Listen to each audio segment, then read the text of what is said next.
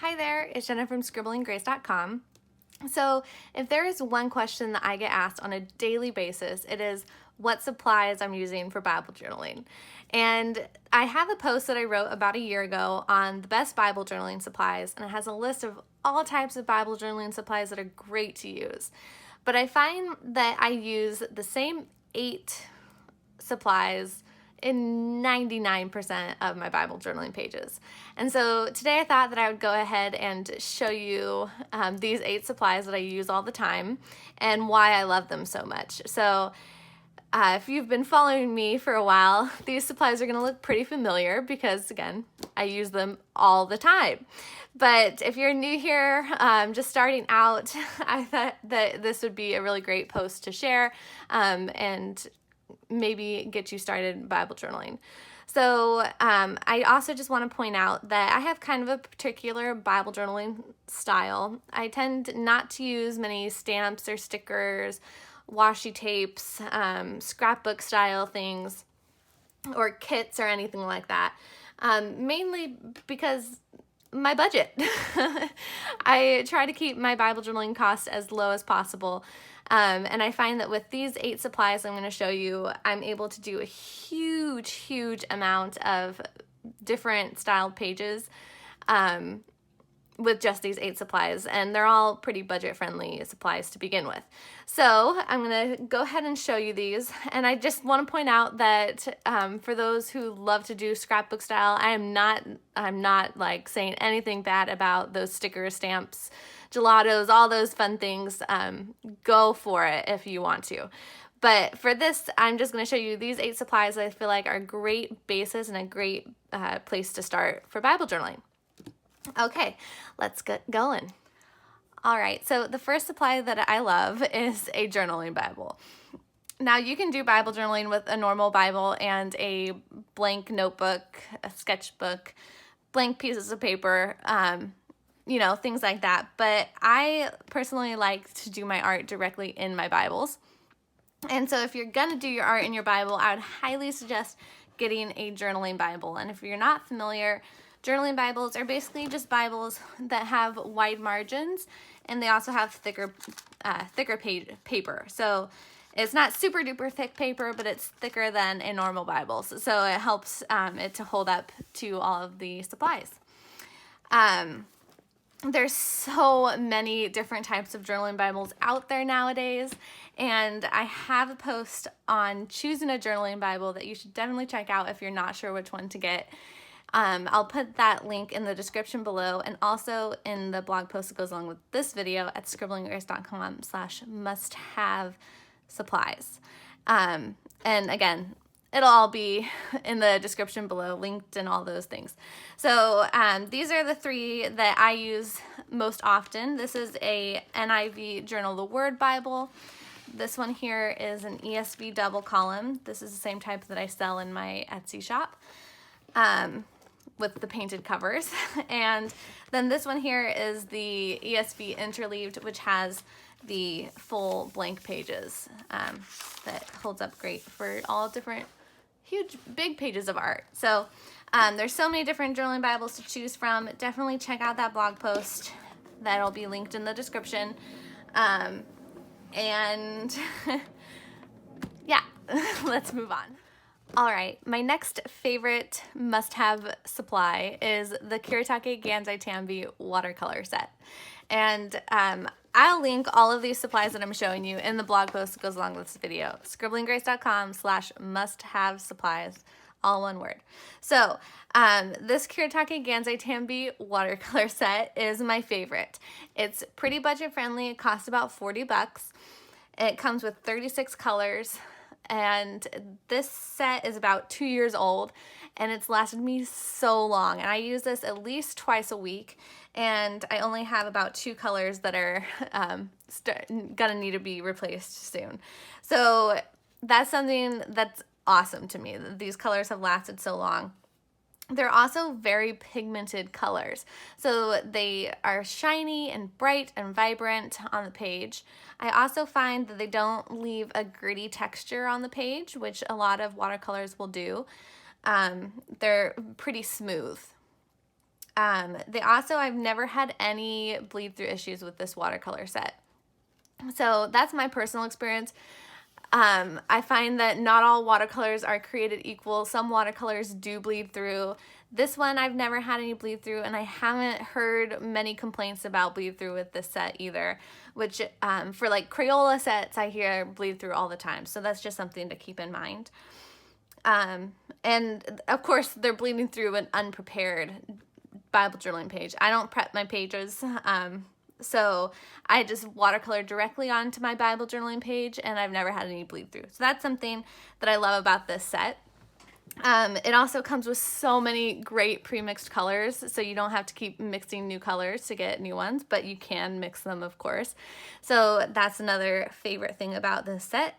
And again, it's not all that expensive. I lost one color to my puppy, but apparently they do sell replacements of just the single colors as well. I'm not sure exactly where to find those or the direct link to them, but I'm sure a quick Google search will be able to find just the certain colors to replace them as well. So this set I love with all my heart. So if you're looking to get a watercolor set for the first time, I highly recommend this one. Again, links will all be in that blog post that'll be linked in the description below. All right, so third on my list is acrylic paints. Acrylic paints are one of those things that I find a lot of people are intimidated to use in their journaling Bible, but acrylics are great because they don't bleed through at all, and they also act as a protective barrier for other pens and stamps and things like that that go on top of them. So I know that bleed through is one of those major concerns among Bible journalers, and acrylics are a great way to protect against that. They also come in so many different colors, and there's so much you can do with them. Any acrylic paints work. You can use any type, any brand. None of them will bleed through to my knowledge. I like to use these apple barrel acrylic paints for Bible journaling purposes. They're super cheap. They're about 50 cents a tube. I get them at Walmart, but you can also get them on Amazon, and I'll have that link in the blog post. But the one thing I would say is if you can, try to find a matte acrylic paint. The glossy ones can tend to make the pages stick together a little bit. I find that the pages will just pull right back apart, but a lot of people don't like that. So if you want to avoid the sticky pages, get a matte acrylic. So the apple barrel ones, they come in a bunch of different colors and things like that, and they also come in matte and glossy. So I always just look for the matte ones, and they're wonderful. So here's an example of my Bible journaling pages. None of these pages bled through at all. I was able to do so many different things with these pages. So again, no bleed through at all. So I would say that apple barrels are not the best for other art things like canvas painting and things like that. They're a little too liquidy or viscous, or but they're really great for Bible journaling purposes. All right, now we're gonna move on to pens. So number 4 on my list is the Tombow Funosuke brush pen. And again, it'll be linked in the blog post that goes along with this video that's linked in the description below. These pens are my all-time favorite for hand lettering.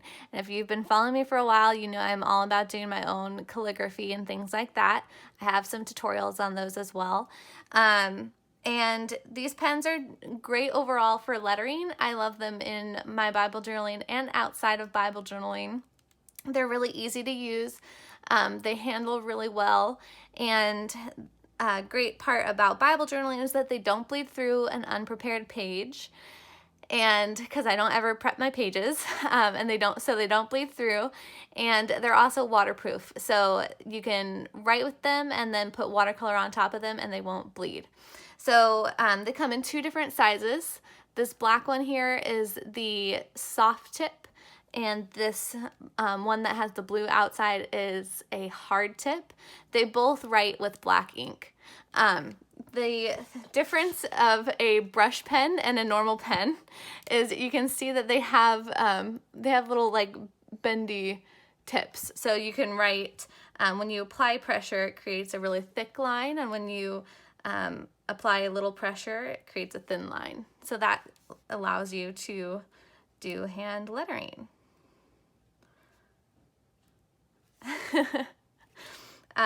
So I use both sizes of these, or both types of pens, the hard tip and the soft tip, interchangeably.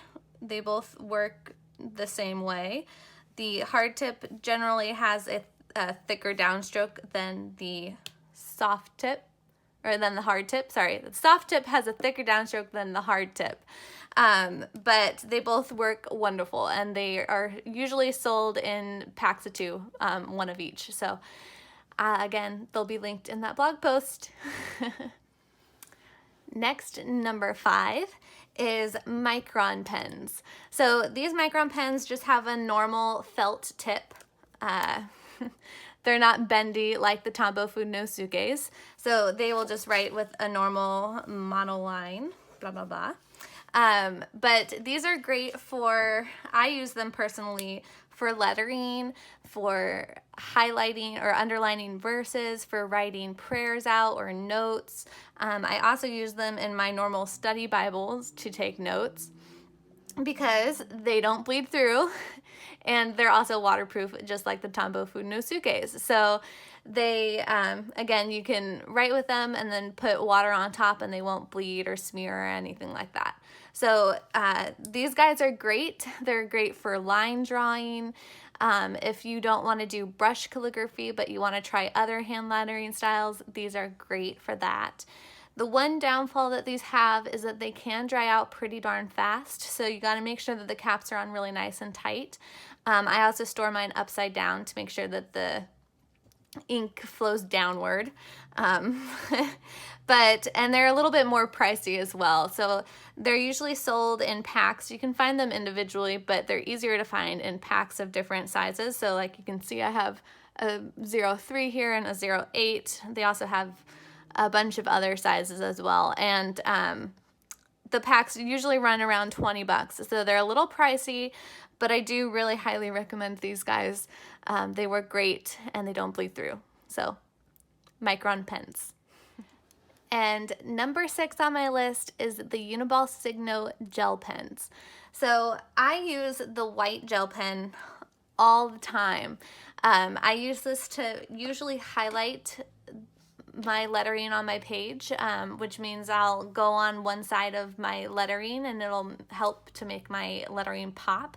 I have a tutorial on how to do that and all of that stuff. And again, everything will all be in that blog post that goes along with this video at scribblinggrace.com/must-have-supplies. And you'll find all the links to all the helpful posts and things like that and all of these supplies themselves. So these Uniball Signos are just a really great gel pen. A lot of gel pens can be really finicky, and I find that these Uniball Signos are the least finicky of all gel pens that I've tried, and I've tried a lot of gel pens.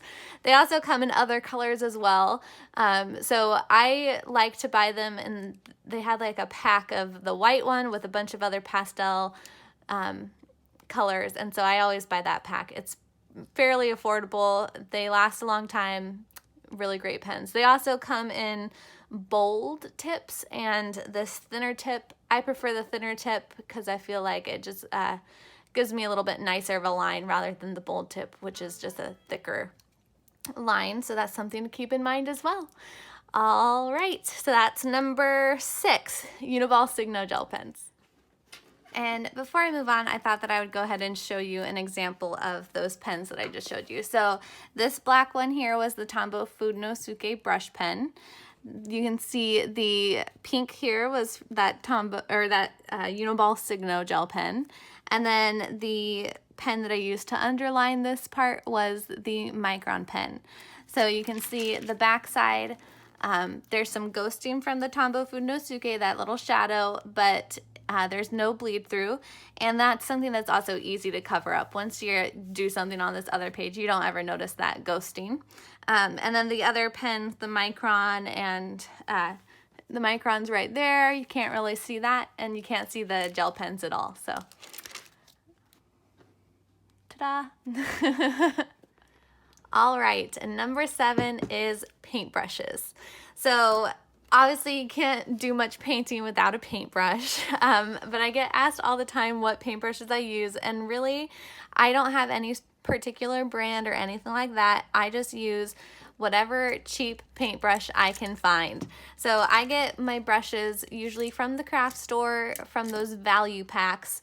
I just look for any kind of synthetic brushes, and they all seem to work just fine for me.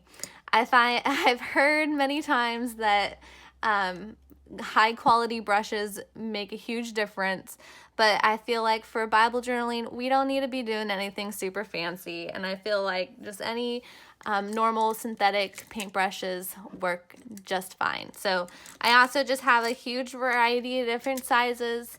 Again, value packs are the way to go, I think. So that's number 7, brushes, paintbrushes, any type, go for it. And number 8 is my heat tool. This is also known as a craft heat gun. These are awesome. They're generally used for embossing, and that's actually what I got this one for. But embossing wasn't for me, but I love this heat gun for Bible journaling because it just dries my page really fast. You can technically use a hair dryer to dry your page fast, but the thing that's great about this is that it doesn't blow a ton of air. So say you're using watercolor in your Bible and you have a big glob of water, and you use your hair dryer. Because the hair dryer forces so much air out, it can blow that little glob around, and it can kind of end up messing some of your lines up and things like that. This one does not blow a ton of air. It blows very small amount of air, but it gets super duper hot, hotter than a hair dryer does.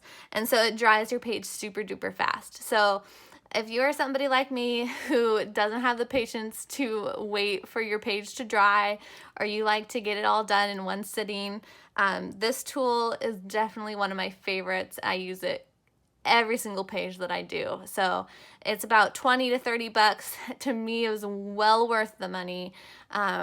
So that's one of my highly suggested tools. No, it's not necessary to buy, especially when you're just starting. You can just let your page air dry, but these tools can be really awesome. So a heat tool or a craft heat gun is number 8 on my list. So those are my 8 must-have Bible journaling supplies, but there are 2 supplies that I want to mention as well. So this Pasca Paint Pen, I love using this paint pen, especially the white. They also come in other colors, and black and gold and things like that. The reason why I didn't include them in my top 8 is because they do bleed through an unprepared page, so you can't use them as often as the other supplies that I use. But I do use this all the time on top of acrylic paints, because acrylic paints, again, they create that barrier and prevent any bleed through. So if you saw like my tutorial from a couple weeks ago on this lightning strike, I used acrylic paints for the background, and then this Pasca Paint Pen for all of the lettering, for the lightning strike, and all of that stuff. So these pens are really great, especially if they're on top of acrylics and things like that. The other supply that I wanted to mention that you could also use this on top of is gesso. So gesso is one of those things that I personally don't use hardly ever. But a lot of people really love this stuff because it helps give you that security that you won't have any bleed through. So basically, if you get a clear gesso, they also come in white usually, or clear. I would suggest getting a clear gesso, and then you just basically just brush it on your page. I have a tutorial on how to apply it actually. But you basically just brush it on your page, and it's an acrylic, so it basically just protects your page from any bleed through of any materials and things like that. So a lot of people really love to use this. It gives you that peace of mind. But I personally don't ever use it because I don't like the texture that it leaves for watercolors. Watercolors just kind of react funny on top of it. And I'm also just too lazy. I don't like taking the extra step to apply the gesso. But I think that gesso is one of those supplies that should be mentioned, especially if you're starting out. It can be a great supply to try out. So the gesso and the Pasca Paint Pen are my two little honorable mentions. So to recap my 8 favorite supplies, it's a journaling Bible, number 1. Number 2, Kuretake Gansai Tambi Watercolor Set. Number 3, Apple Barrel Acrylic Paints.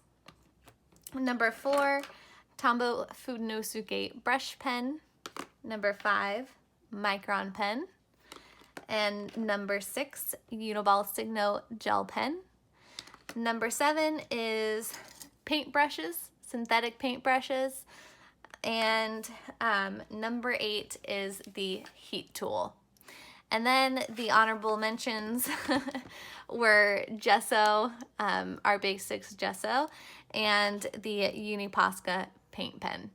So those 8 supplies, plus these 2 if you'd like them, are definitely the ones that I use all the time. So if you're just starting out, I highly recommend starting with these supplies. They're not all too expensive. They're great for doing all types of Bible journaling pages, and I just can go on and on about how great I love all of these supplies. So I hope that you enjoyed this video. If you did, please give it a thumbs up and subscribe to my channel. Be sure to check out the blog post that goes along with this video, scribblinggrace.com/must-have-supplies. And I'll put that link in the description below. And that's where you can find all the links to all of these supplies and links to all the other helpful blog posts that I may have mentioned in this video. All right. I hope you have a wonderful day. God bless.